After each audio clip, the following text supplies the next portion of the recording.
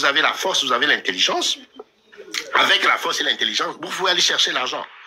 Un exemple concret. Vous avez la force, vous avez l'intelligence, vous savez par exemple l'argent est dans une banque.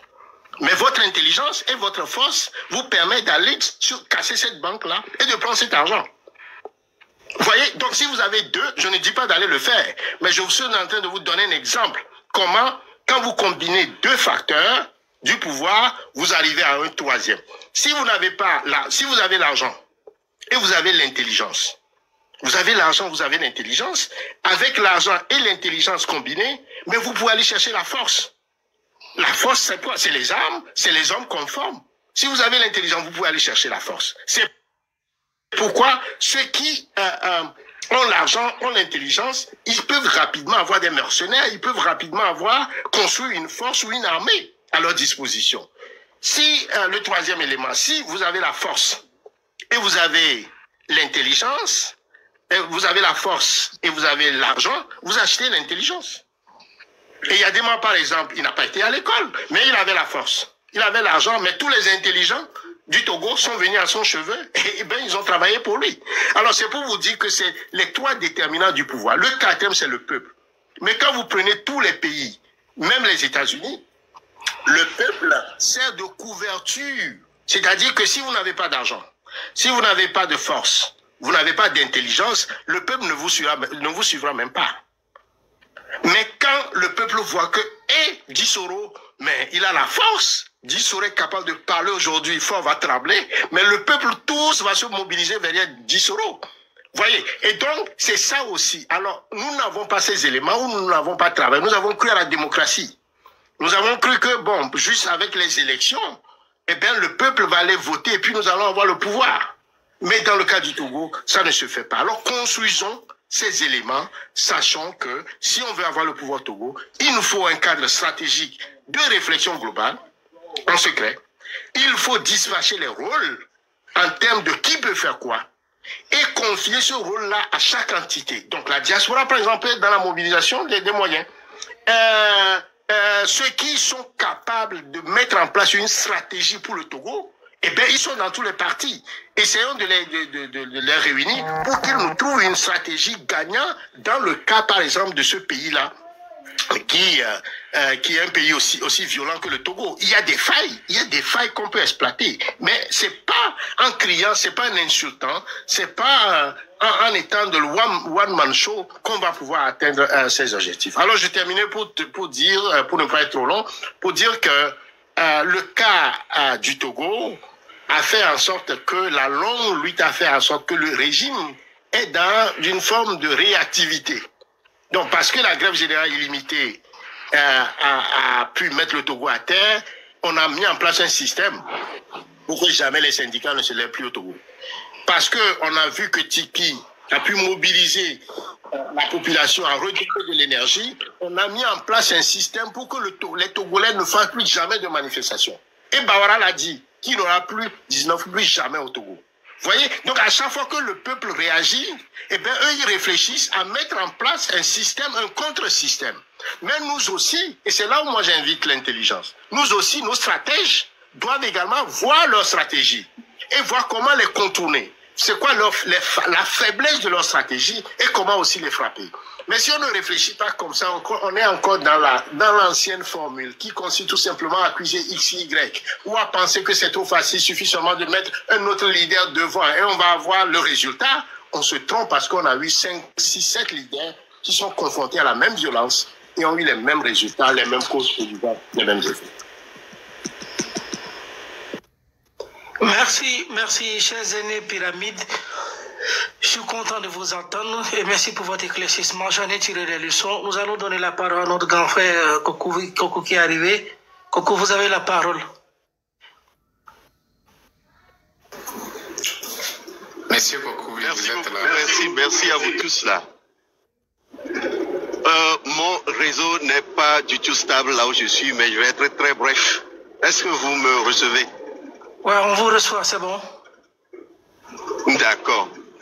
Salut Alphonse Helou, vous êtes un combattant et je salue beaucoup votre capacité à analyser les choses dans leur vrai contexte, à les placer dans leur vrai contexte. Vraiment, merci. Tout ce que j'ai dit et que je continuerai toujours pas dire, c'est de rassembler les moyens pour réessayer d'une autre manière. Car les Togolais ont tout fait, à l'exception de la création de rapports de force pour accompagner ces histoires d'élections qui se terminent toujours par les mêmes résultats. Donc, merci beaucoup pour avoir fait ces analyses-là. Et je pense n'avoir plus rien à ajouter. Ceux qui ont des oreilles n'ont qu'à l'écouter. Il nous faut un rassemblement, mais pas un rassemblement avec n'importe qui.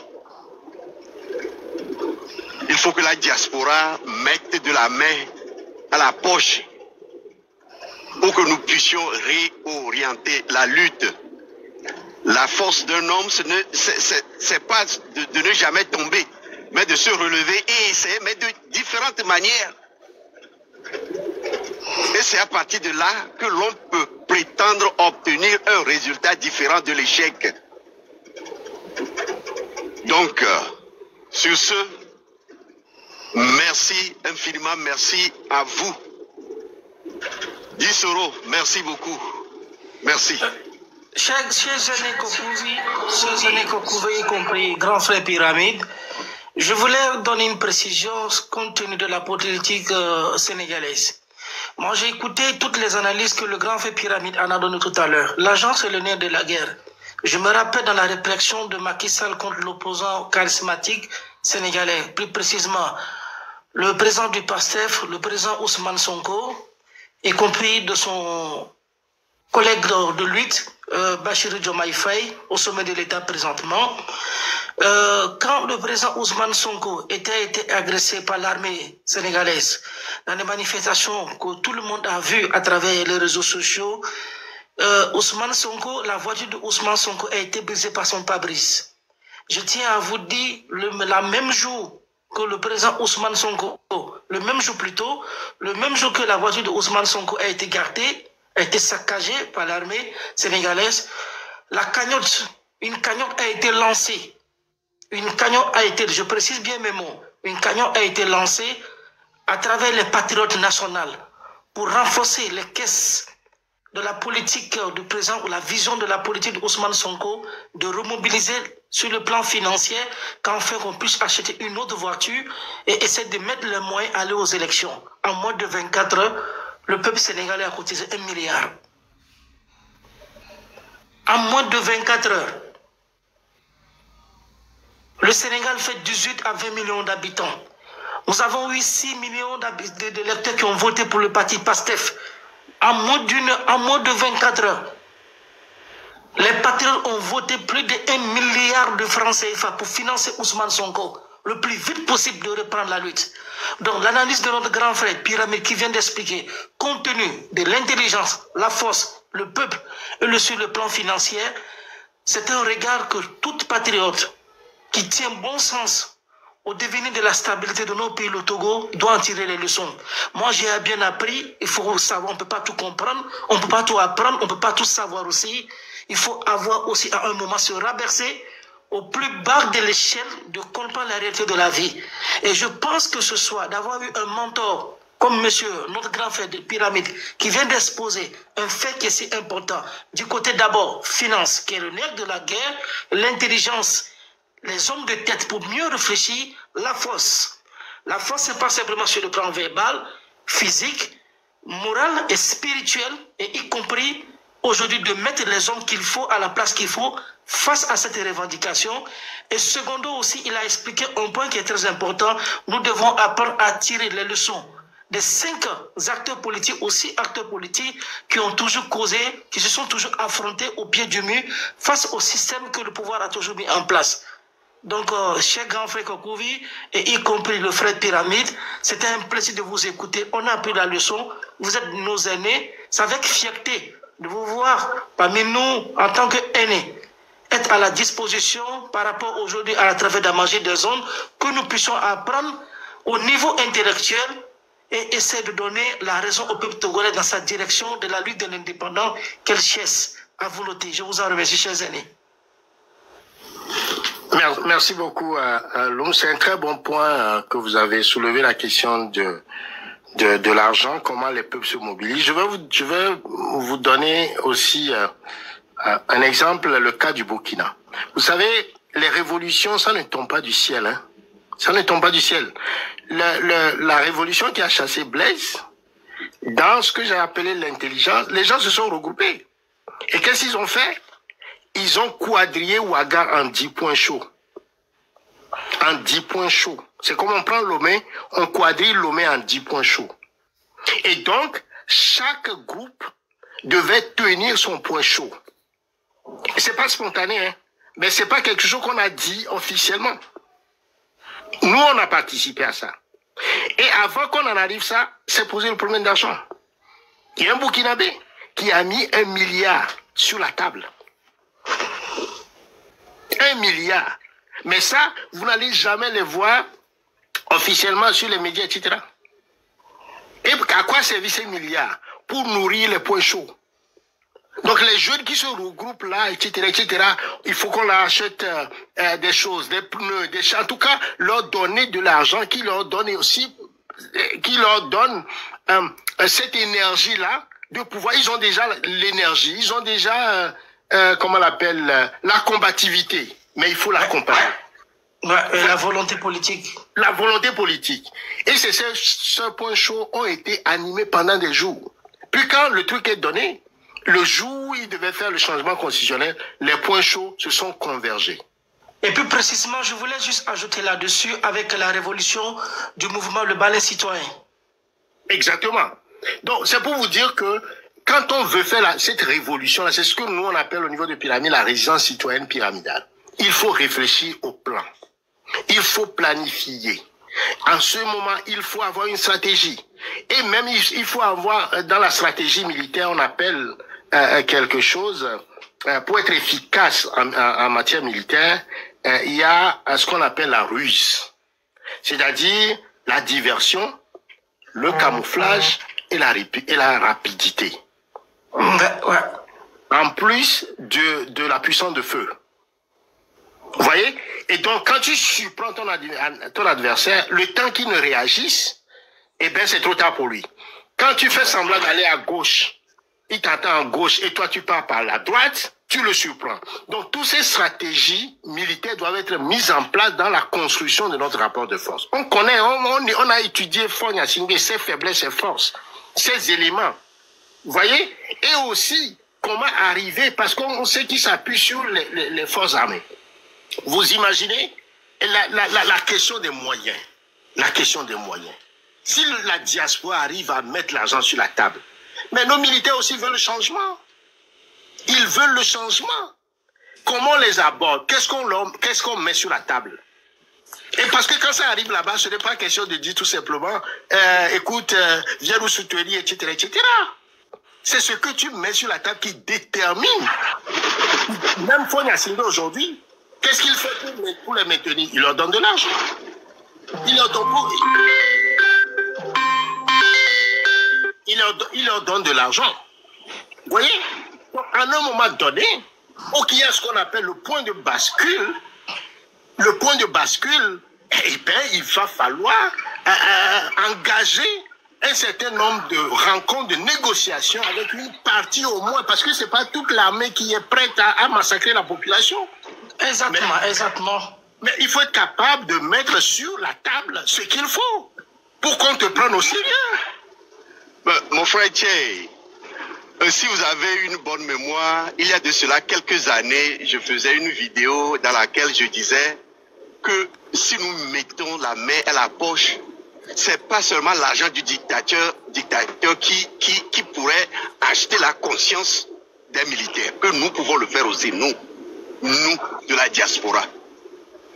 Il y a de cela 4 ans comme ça où je criais ça et personne ne me prenait pour... Non, parce que... En fait, personne, sur ce point, ce que M. Kokoui vient de dire, il a totalement raison. Il y a 4 ans de cela qu'il avait évoqué ce point, que personne n'a pris le temps de l'écouter. Mais non, c'est un homme du métier. C'est un homme du métier. Pyramide. si vous le permettez, vous avez essayé de faire ce qu'on appelle la géopolitique stratégique, y compris aujourd'hui à travers la planète auquel nous sommes tous confrontés. Aujourd'hui, le monde est devenu une petite boîte qui se trouve au bout de nos doigts à travers nos magnétoscopes, plus précisément les appareils portatifs qui vivent dans nos mains. Chers pyramides, chers aînés, j'ai une question à vous poser, s'il vous plaît. Vous avez parlé le nerf de la guerre sur le plan du financement en matière politique aujourd'hui Aujourd'hui, quand vous prenez même le cas de la Syrie, l'argent a eu à jouer un grand rôle aujourd'hui que l'armée a fini par prendre le sens du raisonnement compte tenu de représailles que Bachar al-Assad en a imposé à sa population. Je prends par exemple le cas de Kabila, le fils Kabila, avec le mouvement du Filimbi au Congo-Kinshasa. Il y a eu un fait réel qui a fait que la société civile, plus précisément du Filimbi, a été financée par la diaspora à plus de 14 milliards de francs CFA pour lutter comment on appelle-t-on, compte tenu de la grandeur de l'espace géographique que le Congo-Kinshasa est confronté dans l'insécurité, y compris de la politique de Kabila qu'il faisait imposer à ses opposants politiques. Et quand vous voyez par exemple le Congo-Kinshasa, sa politique, nous avons vu un grand mentor qui a débloqué de l'argent. Par exemple, quand vous prenez Moïse Katumbi, il y a Moïse Katumbi qui était là-bas, on a eu le gars, comme on appelle, qui est libéré, l'actuel ministre qui travaille avec le président Félix Tshisekedi, qui a fait la CPI, Jean-Pierre Bemba. Ce sont des gens qui ont misé l'argent dans la poche. Et en fait, on est arrivé à une circonstance et des grands hommes d'affaires de la diaspora qui sont des relations du père Tshisekedi avant qu'il ne soit mort. Quand vous avez expliqué le cas aussi du Burkina Faso avec le mouvement Balai Citoyen et du Sénégal aussi, le M23 qui a été formé en 2012 pour la révolution des troisième mandat qu'avait imposé le président Abdoulaye Wade au peuple sénégalais, nous avons vu comment il a fini. Donc aujourd'hui, moi j'ai une question à vous poser pour être plus clair avec vous, pour édifier le peuple togolais. Parce que moi j'en ai vu toutes ces révolutions, aujourd'hui la société civile, plus précisément les syndicats, le rôle que les syndicats ont eu à jouer devant moi ici au Sénégal, ce qui s'est passé à la révolution quand Macky Sall a voulu imposer au peuple sénégalais le troisième mandat. Parce que les acteurs politiques faisaient de la politique pour la politique. Donc le peuple sénégalais était fatigué à un moment pour dire que bon, chaque acteur qui vient, il parle juste de la politique pour accéder au pouvoir. Et la vision politique qu'il propose au peuple ne sont pas respectées après avoir accédé à la magistrature suprême. Donc, les syndicats ont eu à jouer un rôle très important. Le président Ousmane Sonko a eu dans sa sagesse, comme vous avez dit, l'intelligence, un vrai ruse. Il est très rusé, Ousmane Sonko, a fini par prendre la grandeur de l'actualité de ses aînés, c'est-à-dire ses prédécesseurs, ce qu'ils ont vu comme échec dans la politique sénégalaise. Ousmane Sonko a eu à prendre le dessous. Il a fini par convaincre la diaspora, puisqu'il a eu à faire une grande tournée occidentale, américaine, où il a mis des hommes dans la diaspora qui maîtrisent la diaspora, qui connaissent bien la politique géostratégie sénégalaise sur le plan international. Ça, c'est un. Secondo, le président Ousmane Sonko a eu à communiquer avec toutes les sociétés. Le peuple d'abord, quand on dit le peuple, la jeunesse sénégalaise qui fait plus de 18 à 45 ans, le président Ousmane Sonko a eu à se sensibiliser, à expliquer au pouvoir qu'est-ce qu'on appelle la politique. Sonko, c'est un merci pour le peuple sénégalais. Pourquoi je le dis, c'est un merci? Sonko a eu à amener la politique autrement. Il a eu à dicter la politique sénégalaise autrement. On ne fait pas de la politique pour la politique. On ne fait pas de la politique parce que mon frère est dans l'euro, je vote pour lui. On ne fait pas de la politique parce qu'il est kabien, je vote pour lui, il est kabien. Ousmane Sonko a su éveiller la conscience du peuple sénégalais à un moment de comprendre l'enjeu, le devenir du peuple sénégalais, que l'avenir du peuple sénégalais était en danger. Et la jeunesse a fini par comprendre la réalité par la communication. Si vous voyez par exemple l'opposant Ousmane Sonko a eu une télévision en ligne YouTube personnellement qui a été faite par son parti qu'on appelait Jotna. Jotna qui veut dire en Wolof, l'heure a sonné. Plus précisément en français, l'heure a sonné. Comme on dit en togolais, Gamessou. Donc Ousmane Sonko a eu un financement du peuple sénégalais qui a contribué, qui a mis la main à la poche, qui a compris le rêve de la politique sénégalaise, y compris le livre de sa présentation de son livre qui s'est nommé Solution. Le peuple a mis l'argent dans la poche, a compris la politique d'Ousmane Sonko. Mais moi, j'ai une question à vous poser. Aujourd'hui, face à la situation de la politique géopolitique togolaise auquel nous sommes confrontés, les médecins, le syndicaliste des médecins et des enseignants, pouvaient-ils pas aujourd'hui changer la donne dans la lutte politique, à part les hommes politiques, à part les acteurs politiques? Le système de revendication des syndicalistes médecin et enseignant, peut-il pas jouer un rôle dans la société togolaise pour changer la donne de la politique togolaise? C'est juste une question. Ben, je pense que, au risque de se répéter, l'histoire du Togo fait en sorte que le syndicalisme, on lui a brisé le cou. Mais ça ne veut pas dire que le syndicalisme ne peut plus se remettre. Nous sommes arrivés à un niveau où, en tout cas de mon point de vue, les différents systèmes de résistance, que ce soit des mobilisations, des marches, des élections, tout ça ne vont pas faire changer la donne. Il nous faut construire un rapport de force. Et ce rapport de force, elle est à plusieurs niveaux. Elle est au niveau de la société civile, elle est au niveau des syndicats, elle est au niveau des partis politiques, elle est au niveau de la diaspora, elle est au niveau de l'armée. En tout cas, il faut construire ce rapport de force. Ce que moi je pense essentiellement, c'est que le régime de Faure Gnassingbé étant un régime de terreur, nous connaissons un peu la géopolitique, les étoiles s'alignent aujourd'hui avec la géopolitique. Ça va être très difficile pour la France d'envoyer son armée ou d'accepter que Faure massacre encore la population comme il a fait en 2007. Ok? Donc on a quand même ce qu'on appelle les facteurs, c'est ce que mon ami professeur à l'université de Pennsylvanie, Dr Nyaka, appelle les facteurs historiques favorables. Les facteurs historiques favorables. Donc aujourd'hui, avec la souveraineté sur le continent, nous rentrons dans une où la France est en train de perdre l'influence. Nous rentrons et ce pourquoi la France avait tué Sylvanus Olympio, c'est-à-dire la souveraineté sur la monnaie, sur les bases militaires, etc. Et c'est pour ça aussi pour que ce courant ne revienne pas au pouvoir au Togo, on a pu imposer la dictature de Gnassingbé. Aujourd'hui, on a l'impression que l'histoire est en train de il y a un boomerang historique qui fait que ce pourquoi la France a maintenu son coup sur nos pays, et bien son coup est en train de se dégager et les mêmes revendications reviennent, on le voit au niveau de la Russie. Et donc au Togo, le courant d'indépendance, le courant de souveraineté, le courant de la liberté du peuple togolais a des chances ce courant-là a des chances devant lui pour s'organiser. Alors, il y a donc, on voit la révolte au niveau de la population, absolument, parce que ça ne peut pas être une rébellion complète, mais cette révolte-là doit être soutenue par un rapport de force à un moment donné, pour limiter les massacres, pour limiter, comment on l'appelle, parce qu'ils ont tellement tué de par le passé, ça leur a marché, qu'ils se disent, même si le peuple se soulève, il suffit seulement qu'on massacre encore, on aura le dernier mot. Comme ils l'ont fait à Sokoré. Vous voyez ce qu'ils ont fait contre la ville de Sokoré, personne n'en parle. Hein. Et c'est dit que c'est un blocus, mais en même temps, une forme de génocide. Parce que c'est dirigé contre une ville, contre une population qui a vu complètement sa force vive fuir le pays. Des gens ont été tués, arrêtés.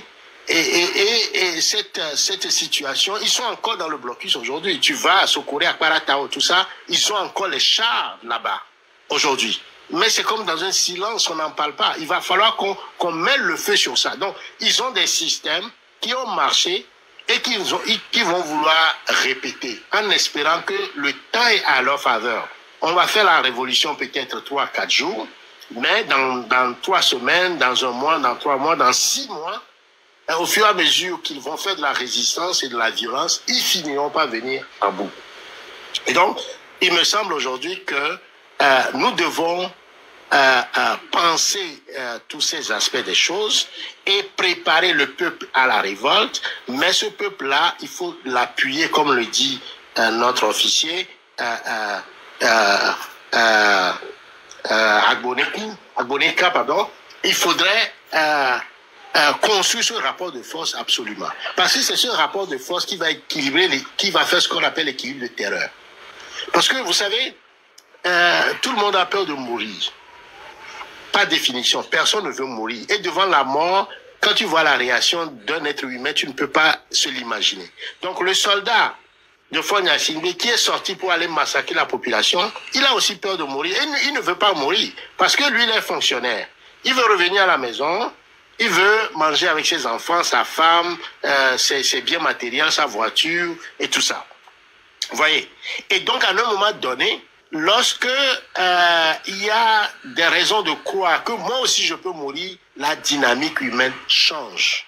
Donc, il faut absolument construire ce rapport de force de façon à ce que, eh bien, on équilibre à la limite, on arrive à ce qu'on appelle l'équilibre de terreur. Et l'équilibre de terreur impose la négociation et la durée aussi, n'est-ce pas, des accords qui vont être issus de la négociation. Mais si vous n'avez rien, l'autre sait que vous n'avez rien, il va toujours se moquer de vous et vous traiter comme des moins que rien. Je vous donne l'exemple de l'Afrique du Sud. Les Africains du Sud se sont battus contre l'esclavage, comme vous le savez. Il y a un côté résistance citoyenne avec tout le Soweto, Mandela en prison, 27 ans, une résistance. Mais une partie de l'ANC a dit, ben, il va falloir construire un rapport de force. Et ils ont construit l'armée, une armée.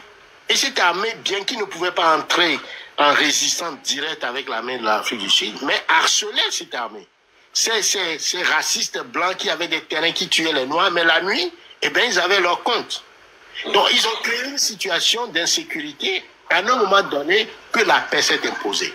Et surtout, la résistance de l'ANC sabotait les installations des Blancs. C'était vraiment leur succès. Exactement. Donc, vous savez, ici au Togo, la stratégie de Faure Gnassingbé de faire violence au cours d'une période d'élection, et on a 5 ans gratuits. On peut jouir, on peut manger, et rien n'est touché. Ni le port, ni l'OTP, dont on ne voit pas une seule... toutes les ressources, l'argent vendu des phosphates là, on ne le voit pas. Mais on laisse tout ça rouler. Donc, à un moment donné, et c'est là où moi je veux que le peuple togolais, le leader arrive, à un moment donné, étant donné qu'on nous impose un État, une loi qui est contre la Constitution, qui est une loi qui n'est pas légitime, on est en droit de se révolter, de dire non à la loi. Parce qu'à la fin de la journée, c'est ce que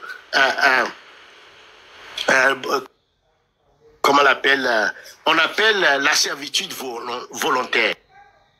La bohémie appelle la servitude volontaire. C'est-à-dire que on sait que la loi est scélérate, mais on se soumet quand même. Mais le dictateur qui nous soumet à la loi va continuer à créer des lois pour nous soumettre. À un moment donné, il faut que collectivement on dise non. Et quand on dit non, ça crée un état d'insurrection. Et cet état d'insurrection, on a d'autres solutions que d'utiliser la force de tuer. Mais le problème de tuer aussi est à une limite. Et c'est ce que les gens ne savent pas. Un dictateur seul ne peut pas soumettre un peuple. La seule façon qu'il peut soumettre un peuple, c'est pas la force, mais comment cette force-là fonctionne. Il va tuer une personne pour faire peur à 10 personnes. Si les 10 personnes n'ont pas peur, il tue 20 pour que 100 aient peur. Ou il arrive à tuer 100 pour que 1000 aient peur.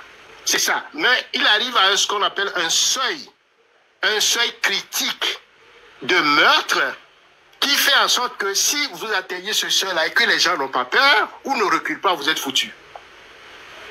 Vous voyez? Et donc, parce que vous ne pouvez pas tuer les 9 millions. Vous devez tuer un nombre pour faire peur aux autres. C'est ça la stratégie. Parce que quand les gens voient le sang, tout à l'heure on a parlé de la mort, comment la mort, etc., tout le monde fuit. Et là aussi, il va falloir travailler le mental du peuple togolais, le cœur du peuple togolais, leur donner tous ces outils-là pour dire, à un moment donné, eh bien, il y a un seuil psychologique que le régime ne peut pas dépasser. Vous savez, en 2010, en 2005, quand il y a des morts, ils ont fait une réunion au niveau du APT. Et le premier ministre, d'alors, il s'appelle Kofi Sama. Il se prend pour un dur. Et au cours de la réunion, il a établi ce seuil de meurtre à 3000. Il dit, vous savez, si on arrive à tuer 3000 Togolais, on a le pouvoir. 3000, que le peuple va reculer. Donc nous devons être assez cruels pour arriver à 3000. C'est notre chiffre de victoire. C'est-à-dire, on parle cyniquement, on parle des êtres humains, mais c'est comme ça qu'ils parlent. Ils sont arrivés à 2000, effectivement, puisqu'il n'y avait pas de de soutien, ni de la communauté internationale. Et entre-temps, bon, Gilchrist aussi était parti à Abuja, aller négocier avec Ford et tout ça. Le peuple a compris que bon. Et donc, les gens ont reculé. Vous voyez, donc il y a un seuil psychologique. Il y a un seuil de mœurs psychologique. Maintenant, comment on fait de notre côté pour minimiser ce seuil psychologique de meurtre? Et on sait comment il fonctionne. On leur donne des coupes-coupes. Ils viennent dans des quartiers. Ils construisent des véhicules qui ont des pneus. Voilà, donc on analyse aussi leurs forces. Et on voit comment, eh bien, on contrecarre ce genre de force. Et par quels moyens? D'abord pacifiques, ensuite, ça va monter en crescendo. Vous voyez? Et donc, quand ils sont combien dans un véhicule? Il faut le savoir. Ces miliciens, ils prennent des voitures 4x4. Ils sont combien là-dedans? Donc, on étudie tous ces aspects pour préparer la réplique. Parce qu'un véhicule, il a de l'essence. Quand il y a quelque chose d'inflammable tombe dans le véhicule, ben, ce que ce véhicule va faire, in fine, c'est aussi de prendre le feu, à cause de l'essence qu'il y a là-dedans. Donc, les moyens qu'ils utilisent aussi, ces moyens-là ont des contre-moyens. Donc, ça prend des stratèges pour réfléchir à tout ça. Quels sont les moyens conventionnels qu'on peut utiliser dans ce cas? Comment on peut les décourager dans ce cas? Et comment faire en sorte que la peur change de camp? Parce que quand mon frère Pyramide, vous allez trop en profondeur dans ces détails-là. Mais tout ce que moi je peux vous dire, l'armée togolaise ne remportera jamais, je dis bien jamais, aucune confrontation avec la population togolaise. Jamais. Donnons-nous seulement un peu de moyens. Je sais pourquoi je dis ça. Jamais. Lorsque vous parliez de la peur, mais nous avions tous vu comment est-ce que les militaires togolais ont fui devant l'avancée des groupes armés. Comment est-ce qu'ils ont abandonné leur position en plein échange de tirs. Leur incapacité à tenir pendant 4 ans d'opérations militaires, personne n'est venu sur la télévision d'État dire qu'aujourd'hui, nous sommes passés de la posture défensive à la posture offensive, ce qui nous a permis de détruire un petit poste ou bien un petit camp d'entraînement de ces djihadistes. Jamais. Avez-vous une fois entendu parler de ça à la télévision d'État au Togo? Jamais. Je dis bien jamais. Ça décrit l'état dans lequel se trouve l'armée togolaise. Exactement. Et la mentalité de ceux qui s'auto-proclament les commandants ou bien les supérieurs hiérarchiques de cette armée. Ça, c'est un. Deux, lorsque notre ami Mohamed parlait du rôle que les syndicats pouvaient jouer au Togo, ben il fallait justement regarder qui sont à la tête de ces syndicats au Togo. Et puis bon, vous arriverez à une conclusion que non, les syndicats ne peuvent rien faire au Togo. C'est-à-dire les syndicats ne peuvent pas accompagner un soulèvement ou bien comment on appelle un mouvement populaire pour faire changer les choses au Togo. Non, ils ont tout décapité. Ils ont tout décapité. Aujourd'hui, tout ce que nous avons besoin de faire, c'est de faire en sorte pour se donner les moyens d'accompagner un soulèvement.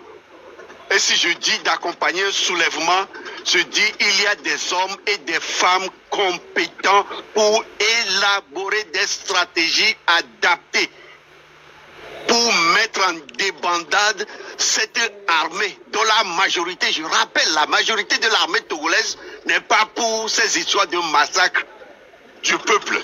C'est seulement une petite minorité qui s'adonne à ce plaisir-là.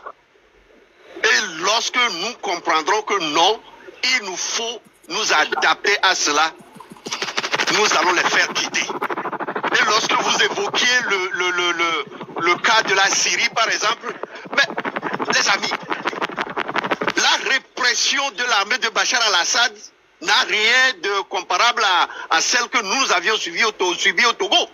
Mais lorsque la même armée clanique s'est retrouvée devant une situation, c'est-à-dire devant un rapport de force, elle a fait un choix. vivre ou mourir pour ce dictateur-là, et l'armée a fait le choix de vivre. Ces officiers supérieurs ont fait le choix de négocier pour vivre, pour que ce criminel puisse prendre le large. Et